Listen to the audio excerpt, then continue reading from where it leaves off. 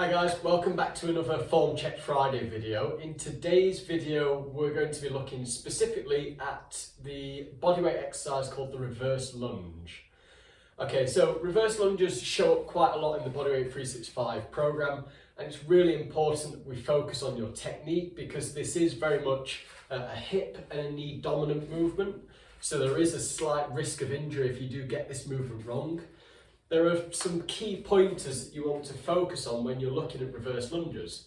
So the first thing that we're going to focus on is the length of your stride.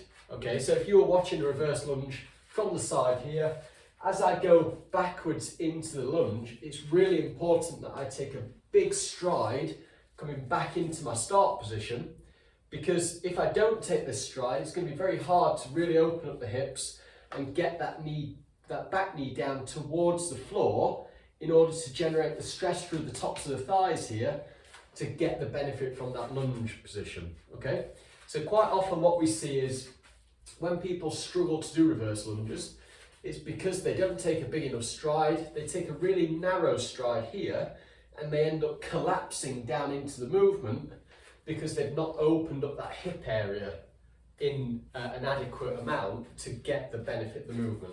So the first thing is focus on stride length, okay? So it's a big stride coming back into position and also making sure that you're up on your toes on your back foot as well, okay? That's going to allow you to get that bend through the ankle, lower that back knee down just above the floor, and then really drive back up to the top of the movement.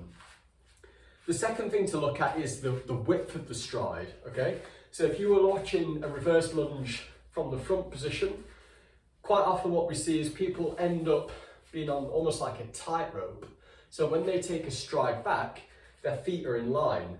And what happens here is that when you're on that tightrope, you lose some of that balance and stability that you create on the floor. And again, you end up wobbling and collapsing as you go down into the lunge.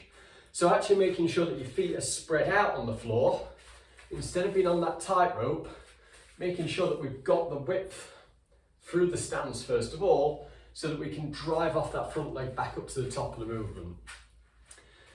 Now the third thing with reverse lunges is making sure that you actually get the benefit through the tops of the thighs and the quads to make sure you can feel the movement. Now a lot of this comes down to making sure that you're actually generating some tension and some pressure through the legs to drive back up to the top, okay? So what this looks like is reverse lunge, first of all, setting that position, lowering that back knee down towards the floor. And in this position here, I'm really thinking about trying to grip the floor with my front foot and push off the floor in order to get back up to the top of the movement. So it's really trying to drive down through that front foot and drive the body forwards in order to feel the tops of the thighs really kicking in. So they're the key things to focus on. The length of the stride, first of all, to make sure you open the hips up. The width of the stride, to make sure that you're not on a tightrope and you're not losing your balance.